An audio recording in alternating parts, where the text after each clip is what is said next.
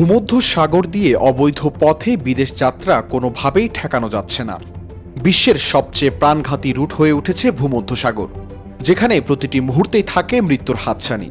আর এ পথেই অবৈধ অভিবাসীদের চলাচল সবচেয়ে বেশি। গেল বছর রেকর্ড সংখ্যক মানুষ এই পথ পাড়ি দিতে গিয়ে তাদের প্রাণ খুইয়েছেন। তথ্য বলছে ২০২৩ সালে বিশ্বের বিভিন্ন রুটে অন্তত ৮,৫৬৫ অভিবাসন প্রত্যাশীর মৃত্যু হয়েছে, যা গত এক দশকের মধ্যে সর্বোচ্চ। বুধবার জাতিসংঘের অভিবাসন সংস্থা IMO এই তথ্য জানিয়েছে। সংস্থাটি বলছে ২০২২ সালের তুলনায় ২০২৩ সালে অভিবাসন প্রত্যাশীদের মৃত্যুর সংখ্যা ২০% বেড়েছে। তাই এ ধরনের ঘটনা যাতে না ঘটে সেজন্য পদক্ষেপ নিতে আহ্বান জানানো হয়েছে। এর আগে সর্বোচ্চ মৃত্যুর ঘটনা ঘটে ২০১৬ সালে। তখন রেকর্ড ৮,০৮৪ জন অভিবাসন প্রত্যাশী প্রাণ হারান। নিরাপদ অভিবাসনের পথ সীমিত হওয়ার কারণে হাজার হাজার মানুষ প্রতি বছর অবৈধ পথ বেছে নেয়।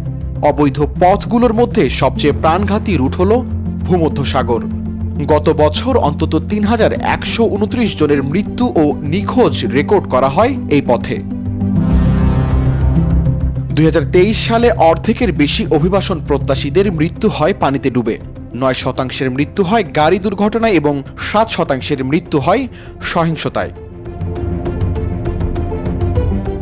শাহরিয়ার কবির, প্রবাস খবর।